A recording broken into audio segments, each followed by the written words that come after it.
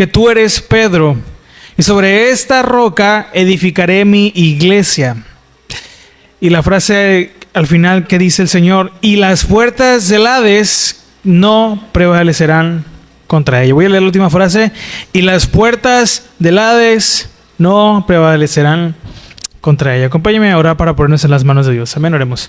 Padre, damos gracias en esta tarde por su amor y su misericordia que ha derramado sobre nuestras vidas. Hoy queremos reconocer antes que cualquier otra cosa que somos indignos de estar aquí en este momento, en este lugar, que tú eres santo, santo, santo, y que nosotros somos pecadores, pecadores, pecadores.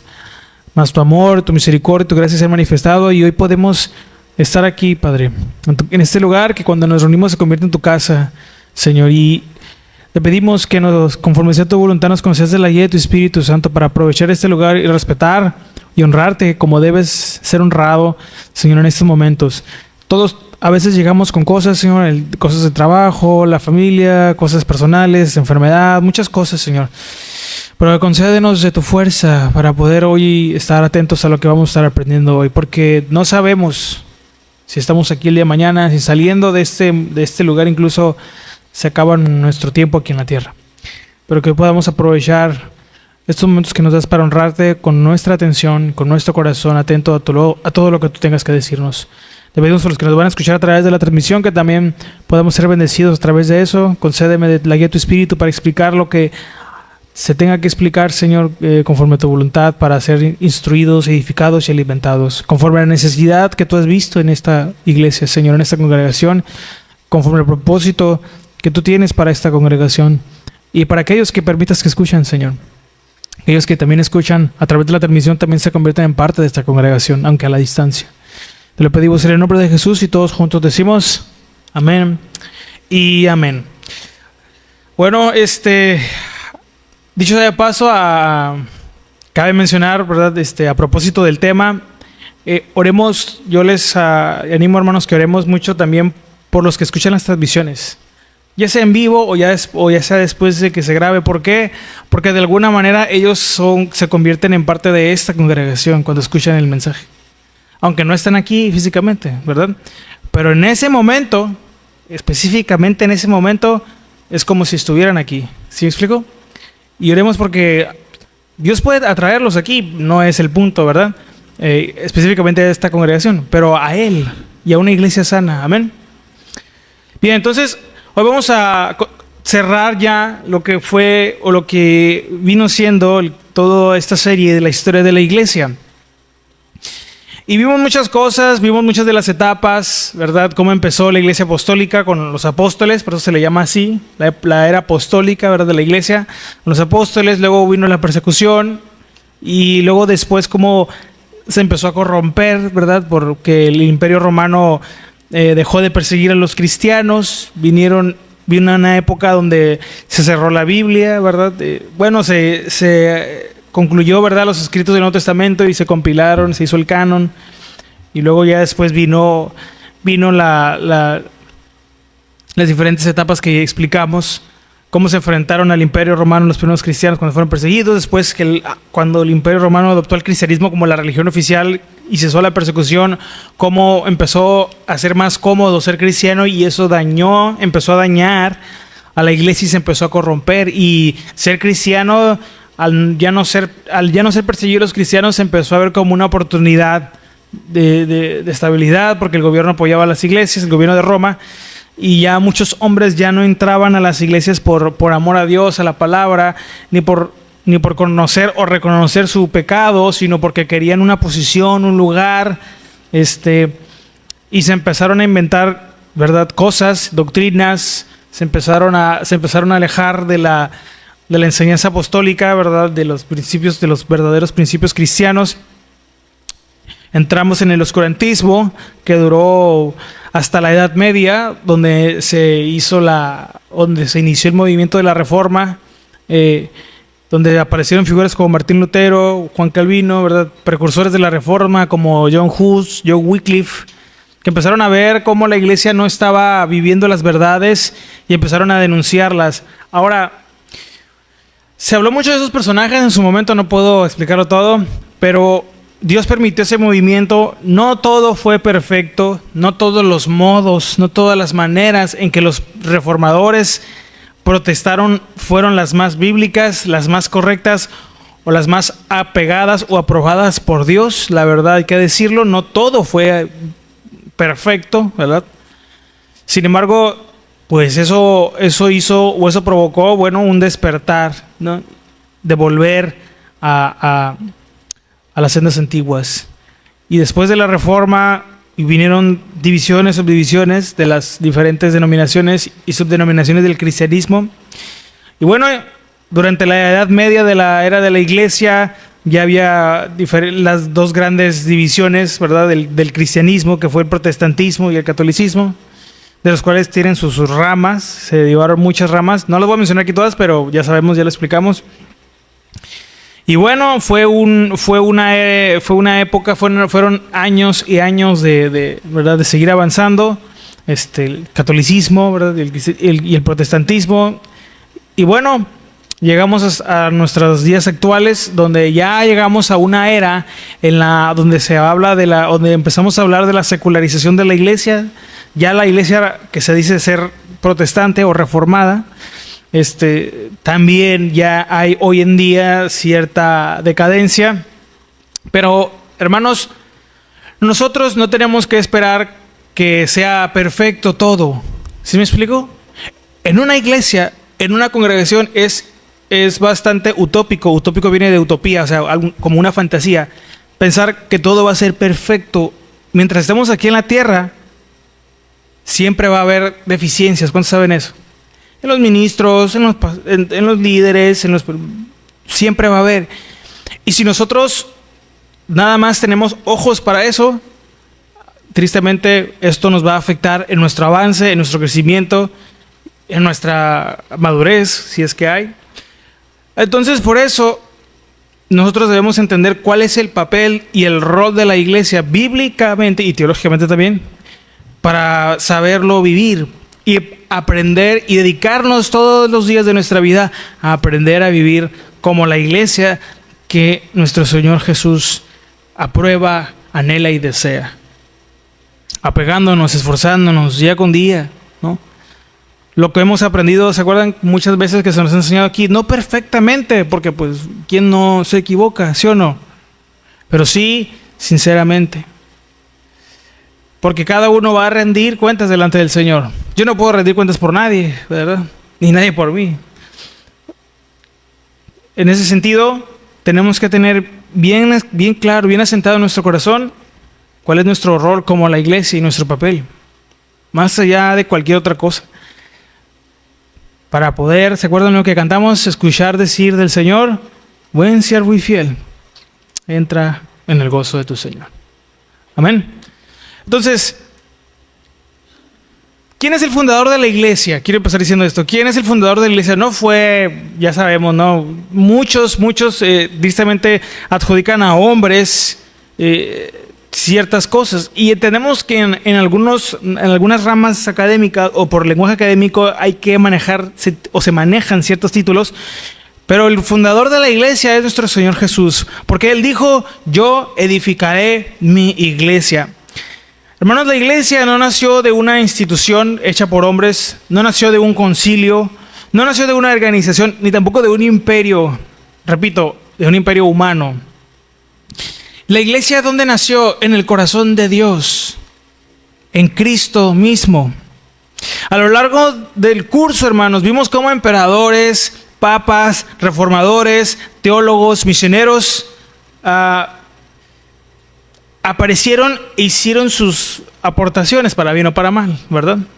Pero ninguno de ellos fundó la iglesia. Nuestro Señor Jesús es el arquitecto. La iglesia no es un proyecto humano, es una obra divina. Por eso, a pesar de los errores humanos, a pesar de los horrores que hay hoy en día, la iglesia no ha desaparecido, porque Él prometió que la iba a edificar y que, ¿se acuerdan lo que leímos ahorita al final? Que las puertas del Hades no iban a prevalecer contra ella, porque esa es una promesa que Él tiene sobre la iglesia. Entonces, por eso les repito, y por eso tenemos que... Ahora, no vamos a tolerar aquí, yo no estoy diciendo que... Pues entonces vamos a tolerar el pecado. No, porque luego se me van por otra gente y no. Hay que aprender a encajar, a entender las cosas, ¿no? A pesar, no debemos esperar que no haya ni un error, ni un... ¿verdad? Porque pues es el único que no se equivoca es Dios. Yo me equivoco, todos nos equivocamos. Y lo vimos en la historia de la iglesia, que no existe. Había un hermano que decía, una vez me acuerdo que me decía, hermano, es que en la iglesia no puede pasar esto, no debe haber nada. O sea, nosotros tenemos que estar así, y entiendo que esa es la meta y eso es hacia donde debemos avanzar todos los días. Pero yo le decía, hermano, si tú puedes ver todos los errores que hay aquí en la iglesia o en la congregación, específicamente hablando aquí, pues... Bueno, qué bueno que tengas discernimiento, que el Señor desarrolló eso en ti. Qué bueno que lo puedas ver. Pero, ¿sabes? Como decía mi abuelito, del dicho al hecho, ¿se acuerdan? Como decían, ¿qué es lo que tú puedes aportar? Si lo que tú me estás diciendo, créeme que yo también veo y tal vez veo más errores. O el doble o el triple, ¿no? Pero no se trata de ver solamente esa parte o de quedarnos con esa parte, sino qué es lo que yo como discípulo, ¿verdad?, del Señor, estoy aportando a mi amada y querida congregación, a mi familia en Cristo. ¿Qué es lo que yo estoy aportando? Críticas, pues para críticas nos hacemos solos, ¿verdad? O de verdad estoy haciendo algo guiado por Dios, en obediencia, en sumisión al Señor, por amor a su iglesia y a mis hermanos en Cristo. Entonces yo le decía a este hermano, ¿qué hay de lo que tú puedes aportar? Bueno, y ella no me dijo nada. Entonces, hermanos, no caigamos en eso. No nos quedemos con esa parte. Es muy fácil, la verdad es lo más fácil del universo.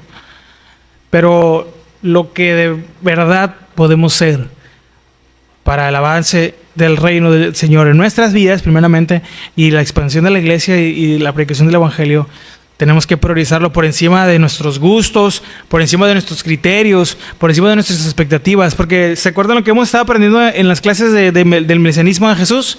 Que ellos tenían, los judíos tienen una expectativa, una imagen del Mesías. Pero como el Señor Jesús no encajó, lo rechazaron. Y cuando Jesús no encaja en nuestras expectativas, o cuando algo no encaja, lo que sea, pues es muy fácil criticarlo y desecharlo. Pero esa manera de tan a la ligera del criterio que tenemos nosotros como cristianos, tenemos la responsabilidad de no tomarlo tan a la ligera, de verdad. Al menos cuando se trata de nuestra familia en la fe, no dejar que nos gane cualquier, ¿verdad? Hay que vemos esto y que vemos aquello. Que no nos gane esa molestia, ¿no? Sino que lo llevemos en oración, y si hay algo que nosotros de verdad podemos aportar, hacerlo, ¿no? Lo que sea que podamos aportar. Muchas veces es haciendo algo, muchas veces es trayendo una palabra también, pero ya depende de la guía que el Señor nos vaya a dar. ¿Sí me explico? Bueno, entonces el fundador de la iglesia es nuestro Señor Jesucristo.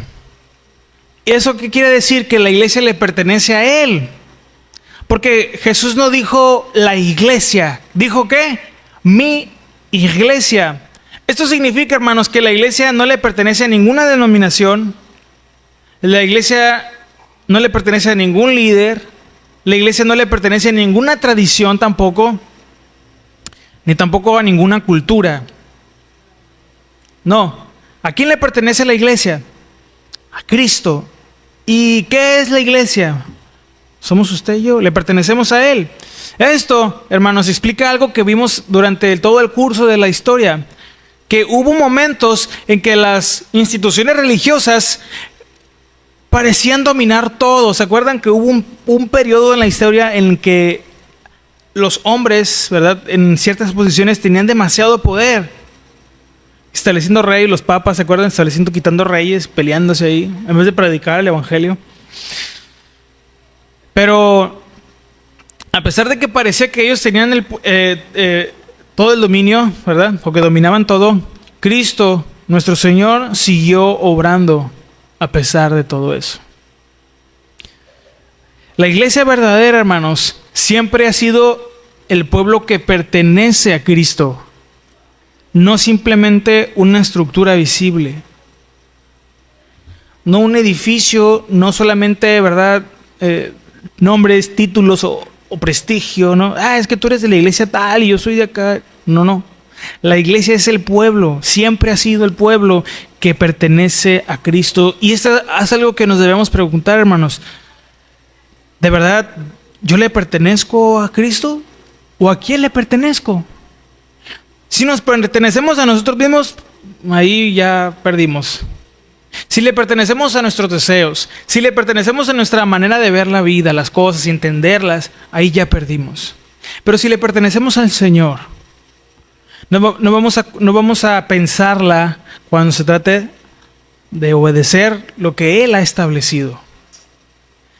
¿Sabe? Porque cuando uno obedece para agradar a Dios, con todo el deseo verdadero, honesto y genuino, a pesar de lo que a veces lleguemos a ver, ¿no?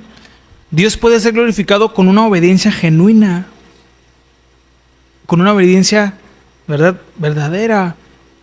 Es por eso que hoy creemos, hermanos, que no importa que a lo mejor en una iglesia, digo, no es que no importe para nada, pero en este caso específico, a lo mejor en un lugar que se llame iglesia, no hay una muy buena doctrina, sana doctrina. Yo no lo digo de forma clasista, lo digo, ¿verdad?, de manera de perspectiva.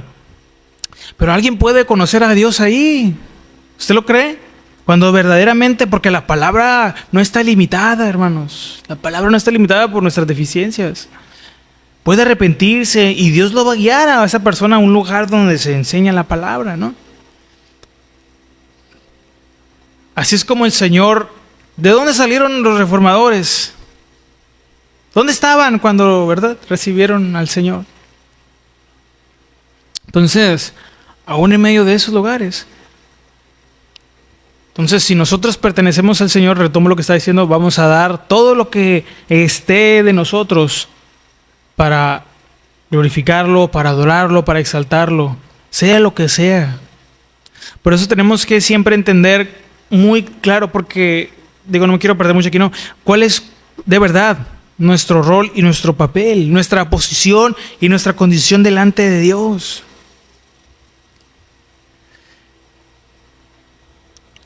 Porque, ¿por quién va a regresar el Señor? ¿Por los que saben?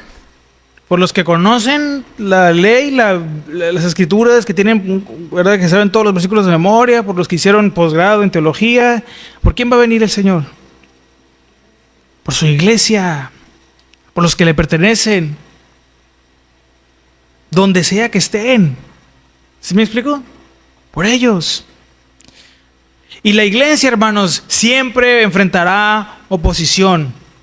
¿Por qué? Porque miren que el Señor Jesús aquí en el versículo que leímos dice, las puertas del Hades. Bueno, aquí Hades, bueno, no quiero perder mucho tiempo aquí, ¿verdad? Hades era la manera en cómo, no es que realmente exista el Hades, ¿ok? Quiero explicar esta parte. Pero era el título que tenían el lugar de los muertos según la mitología griega, ¿ok? No es que de verdad, además esto viene. Pero recordemos que en el Nuevo Testamento, como fue escrito en griego, muchas palabras que se escriben en griego tienen origen muchas veces en la cultura griega y también en este caso en la mitología.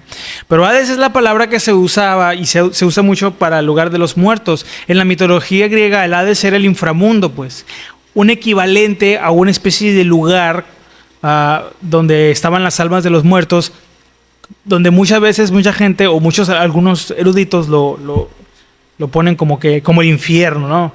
Ahí hay que explicar un poquito más, pero para entender un poco más, para los griegos el Hades era el mundo o el lugar donde las almas de los muertos iban. De hecho, hay un dios griego que se llama así, Hades, que es el rey del inframundo, ¿no? Porque pues él vivía ahí. Bueno, en fin.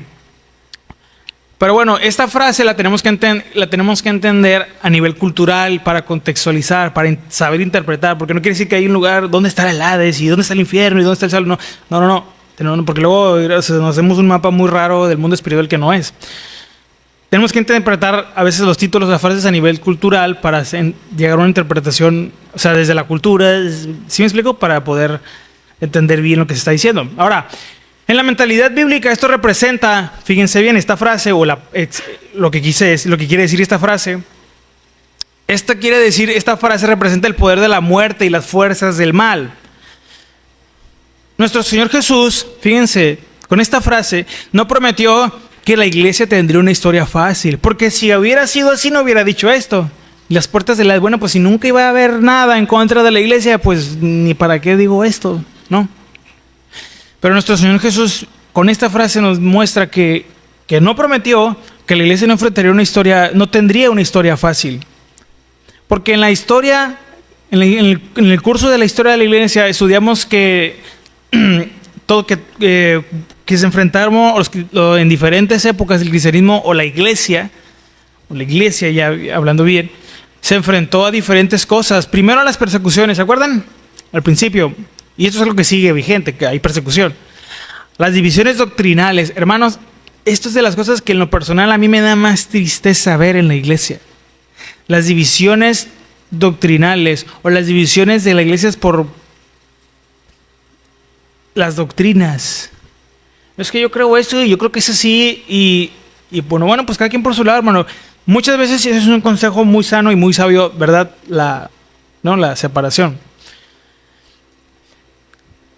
Sin embargo, esto lo aclaro bien, en lo personal no me deja de conmover y partir el corazón la idea de que cristianos se dejen de hablar o dejen de trabajar juntos por una diferencia doctrinal. En lo personal me gustaría que eso no existiera, pero nuestra naturaleza, ¿verdad?, a veces lo impide. Pero oremos, ¿verdad? Digo, si usted tiene amigos, conocidos, ¿verdad?, hermanos de otras congregaciones, de otras denominaciones, pues que el Señor haga la obra, ¿verdad? Y lo importante, lo esencial prevalezca hasta el fin. Pero es lo más triste, por lo menos en lo que yo le pudiera compartir, ver cómo muchas veces se opta o se prefiere la separación al acuerdo, ¿no? A doblegar o, ¿no?, una parte, ¿no? Entiendo que muchas veces ya llega a ser bastante difícil, ¿no?, trabajar juntos, pero por lo menos que no esté de nosotros, hermanos, evitar llegar a esto siempre, ¿no? Pero digo, también hay que entender que muchos no van a doblegar su parte y de respetar. Y pues ni modo, ¿verdad? Nos va a tocar a veces de lejos con algunos de nuestros hermanos, pero que no busquemos eso siempre, ¿no? Busquemos la manera de estar siempre unidos. ¿Amén? Vimos que también hubo corrupción, pues toda la Edad Media de la iglesia estuvo corrupta, ¿no? Digo, en la mayoría de los casos.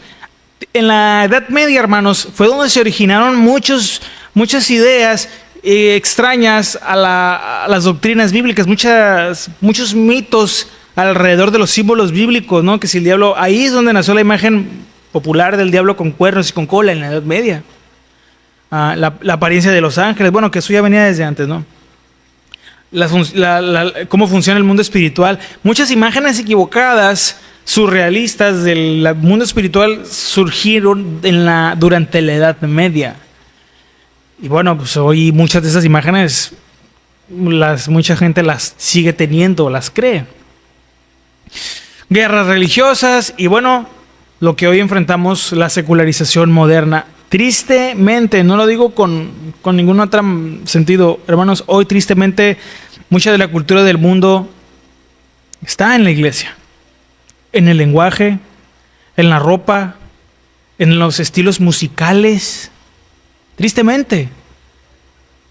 No se está metiendo, no, ya está.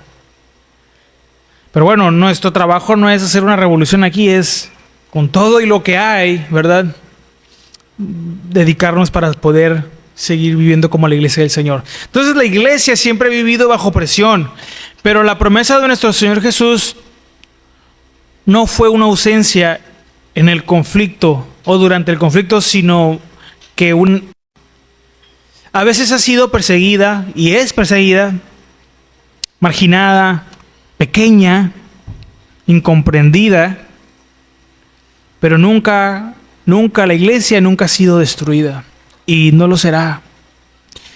Durante el Imperio Romano intentaron eliminarla. ¿Se acuerdan cuando andaban con todo ahí a los cristianos? ¿Y qué pasó? No se pudo, no pudieron. Durante siglos de persecución política intentaron silenciarla.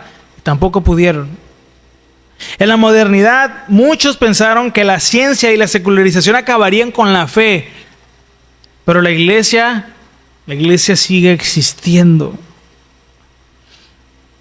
Y la historia confirma la promesa de nuestro Señor Jesucristo. Aunque haya muchos que hoy sacrifiquen las verdades de Dios para congraciarse con un grupo, ¿verdad? El Señor siempre guardará un remanente que no se va a callar. Siempre va a predicar la verdad del Evangelio. Hay quienes no lo hacen, digo tristemente, ¿no?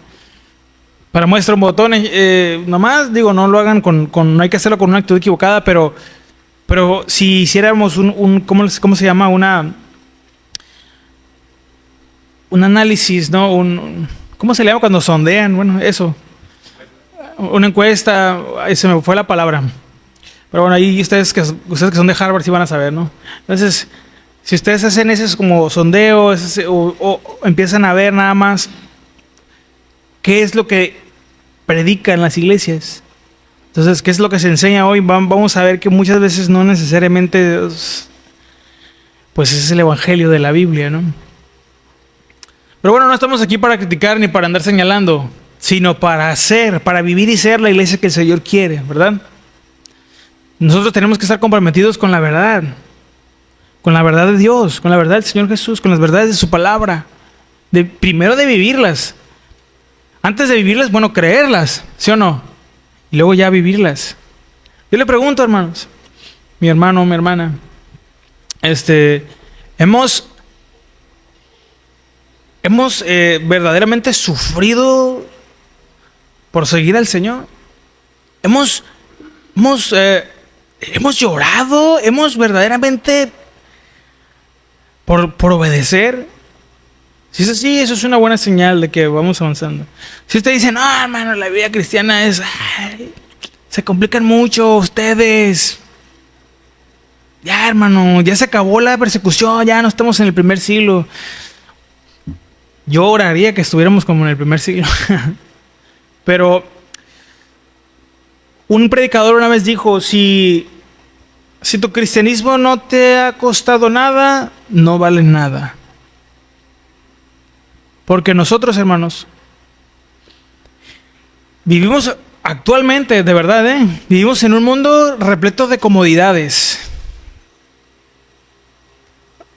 Bastantes. ¿Se acuerdan los amigos que llevaron al paralítico con el Señor Jesús? A que lo sanara. Y bueno, y también a que lo conociera. Yo pregunto, esa fe, esa pasión, ¿qué tanto se ve hoy en día? Ellos lo llevaron. Tal vez no lo dice el texto, ¿verdad? Pero ellos lo llevaron al Señor. En esa época no había lo que hoy hay, ya saben, la tecnología, las casas eran diferentes. Para llevárselo con una mucra, con el montacargas, ¿no? Que por arriba. No. Y lo llevaron a los pies del Señor. No, y ahora nomás me empieza a doler la oreja y ya tengo artritis y no voy a la iglesia, ¿no? De verdad digo, yo en lo personal, digo, Señor, no creo que llegue ni a los talones de los primeros cristianos en cuanto a la pasión y la entrega. A lo mejor no eran los más teólogos, a lo mejor no eran los más expertos en oratoria, ¿saben?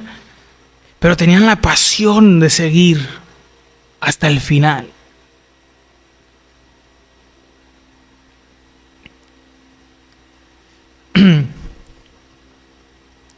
Por ejemplo, cuando nos empezamos a sentir mal, ¿verdad? Porque, ¿qué es lo primero que pensamos? No voy a ir a la iglesia, ¿no? En vez de decir, voy a orar. Señor, yo confío en el poder de tu sanidad. Yo quiero ir a tu casa a adorarte. Ah, no, pues ahí nos tiramos en la cama. Y pastor, pues no voy a ir porque pues, no.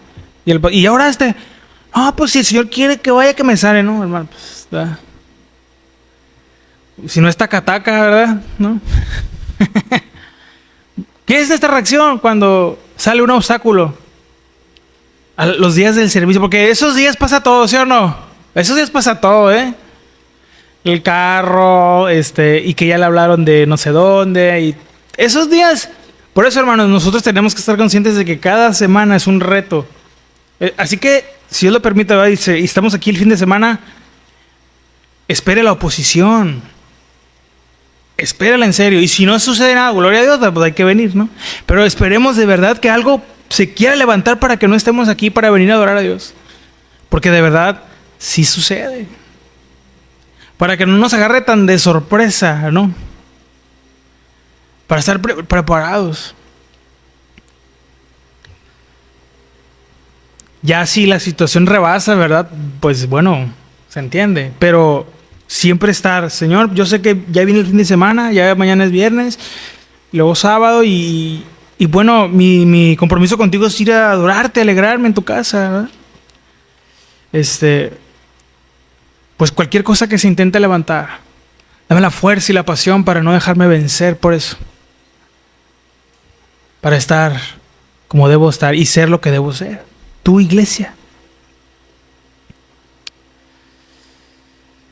Y bueno, la iglesia atraviesa muchas cosas a lo largo de las generaciones. Algo que la iglesia nos enseña es que, o la historia, perdón, nos enseña es que la iglesia, ya dijimos, no pertenece no solo a hombres o a organizaciones, no pertenece a una sola época. Cada generación recibe el evangelio y debe decidir qué hará.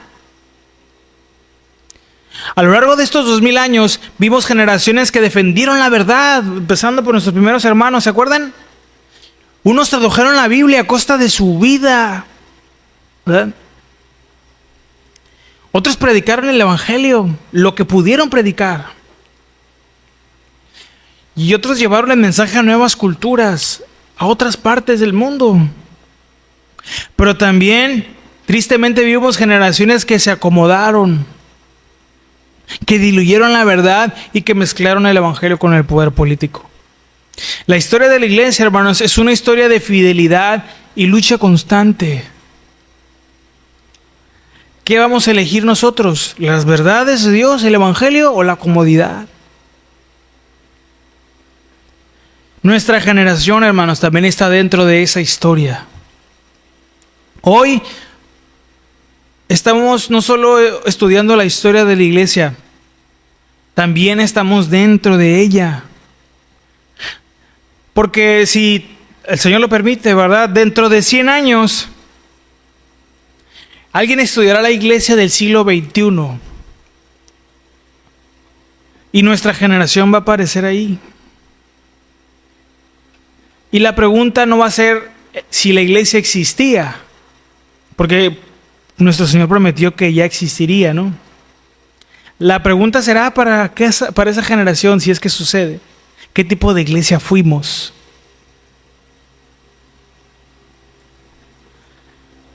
¿Qué tipo de iglesia somos? ¿Verdad? Entonces, como cada generación tiene un desafío, nosotros tenemos un desafío como la iglesia, porque cada época tiene su lucha. Y la iglesia primitiva pues, enfrentó la persecución. La reforma, ¿qué enfrentó? La corrupción doctrinal. ¿Se acuerdan? Nuestra generación enfrenta algo distinto, la secularización. Vivimos en una cultura donde la fe es opcional, donde la verdad es relativa. Lo que tú crees que es verdad, eso está bien para ti, dale. No pasa nada. Es que para mí Dios es esto. Bueno, hermano, tenemos que tener mucho cuidado con esas frases, porque si ese para mí ya sacrifica el verdadero significado de lo que dice un pasaje, ya está mal ese para mí. El cristianismo hoy en día es visto como una opción más. Incluso los psicólogos le van a decir que venga a la iglesia, pero no creo que porque creen en la verdad.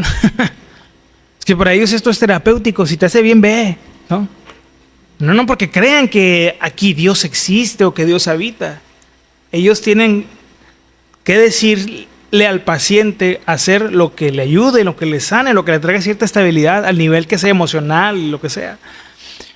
Y si venir a la iglesia, ven en el diagnóstico que le trae estabilidad emocional, van a decir, vaya a la iglesia, pero no le vaya a prender una vela al psicólogo por eso nomás.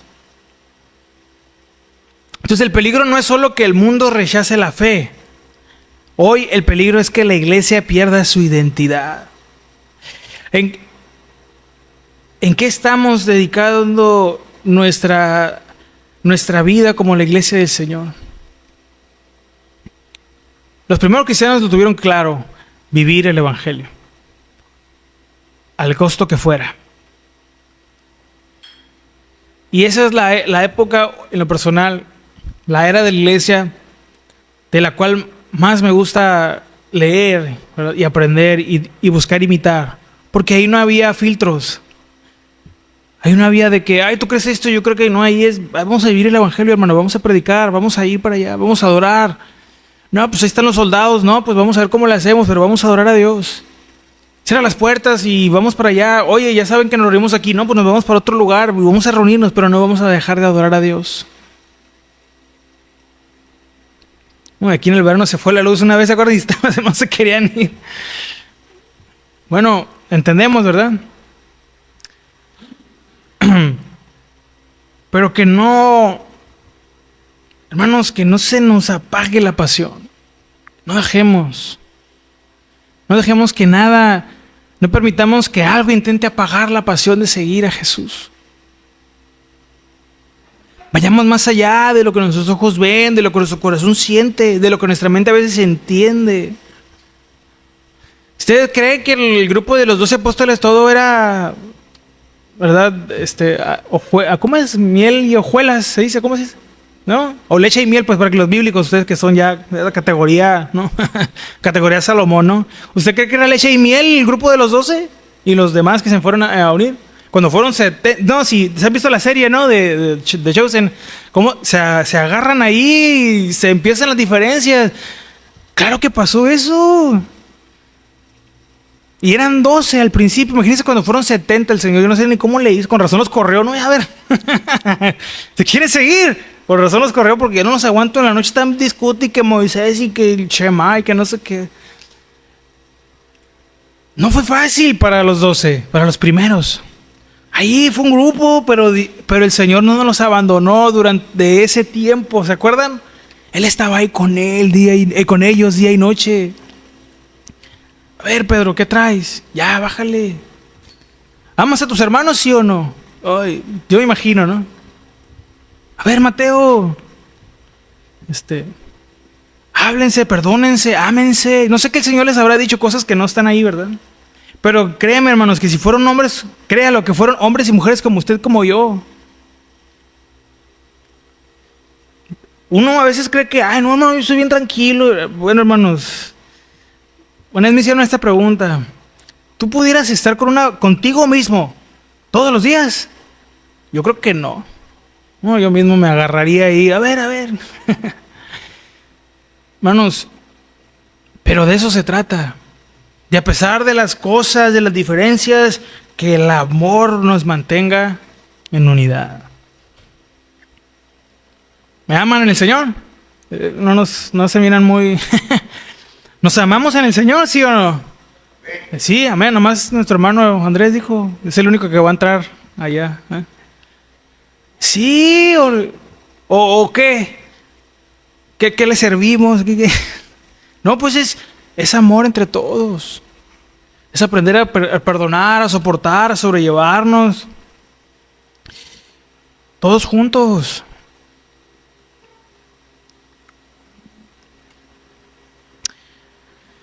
Hermanos, porque la fidelidad, diga conmigo, fidelidad.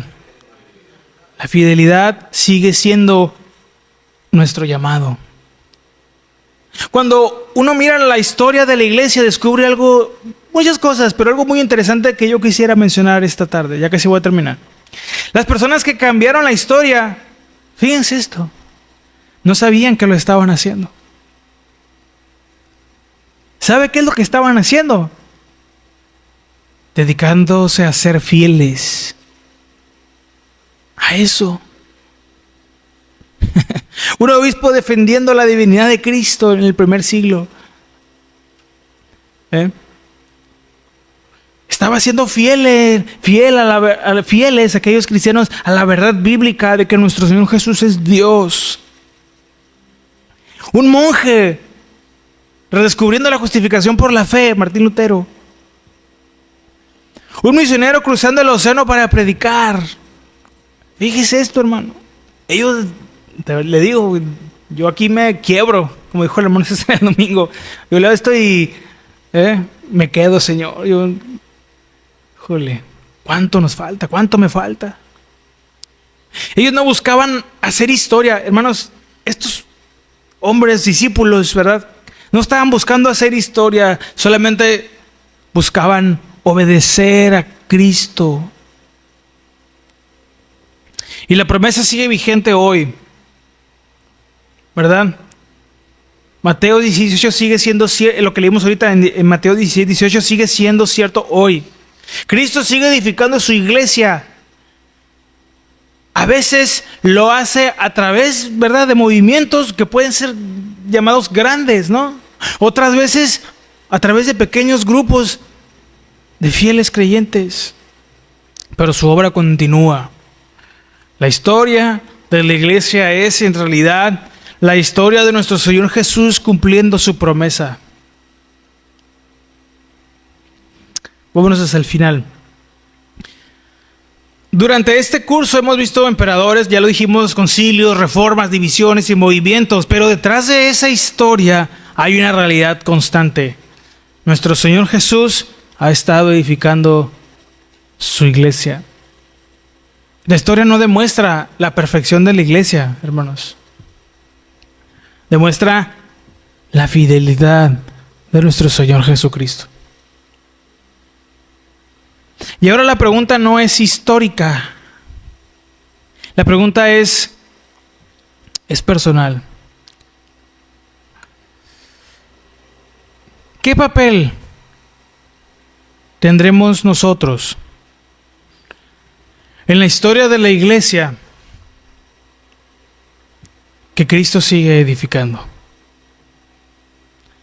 ¿Qué estamos haciendo por ser la iglesia que Él quiere que seamos? Por la iglesia que Él vendrá un día. ¿Usted cree que Él regresará? No hay tiempo, hermanos, para andar. Es que es azul y que... No hay tiempo para eso, hermanos. Él viene. Él viene.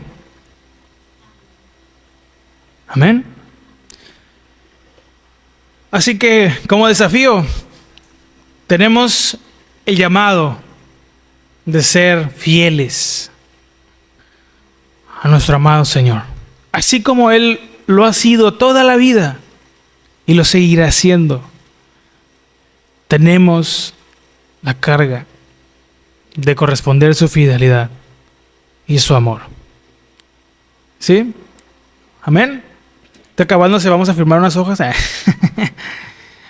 Eso ya fue firmado en la cruz. Amén. ¿Por qué no nos ponemos de pie? Vamos a orar para estar terminando y espero, hermanos, que todo este curso haya sido de bendición, ¿verdad? Hemos aprendido algo. No sabemos cuándo vamos a volver a la historia de la iglesia, pero lo cierto es que no dejemos pasar esto. Repasemos, volvemos a leer. Dudas, ya saben, nos pueden preguntar. Pero hoy tenemos el reto de seguir escribiendo la historia de la iglesia. Amén. Vamos a orar. Padre, damos gracias en esta noche ya por su amor y su misericordia y por su palabra que es fiel y verdadera. A mí se me acaban las palabras y mis capacidades tienen un límite. Todo en mí tiene un límite, pero tú no. Lo que alcanzo a entender es que todo lo que pides de mí y de nosotros es fidelidad. Es entrega y es obediencia a ti, que lo diste todo.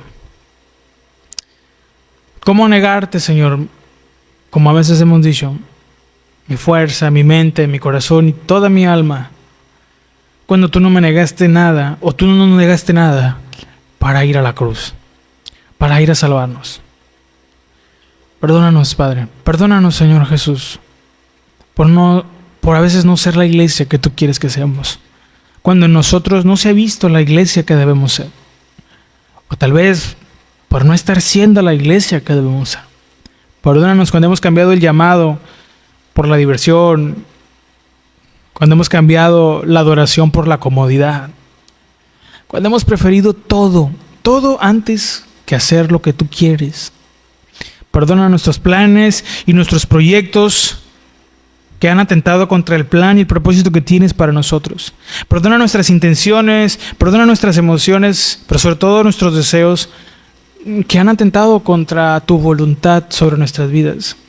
Perdona nuestro conocimiento, Señor, y nuestra negligencia, que a pesar de saber las cosas no las hemos hecho. Perdónanos, Señor, cuando ha podido más una diferencia entre hermanos, el amor. Perdónanos cuando preferimos tener razón que tener paz. Perdona nuestra inmadurez, nuestra inconstancia y nuestra inestabilidad. Perdónanos cuando hemos amado más este mundo y su cultura que a ti. Cuando hemos preferido la amistad del mundo y tu enemistad. Perdónanos, Señor. Perdónanos por todo hasta este momento. Si aún el día de hoy te hemos defraudado como la iglesia, rogamos que, conforme sea tu sagrada voluntad, nos concedas, Señor, la fuerza y las oportunidades para serte fieles y no dudar en darte todo a ti, para que se siga escribiendo la historia de tu iglesia. Te lo rogamos en el nombre de Jesús, y todos juntos decimos amén y amén.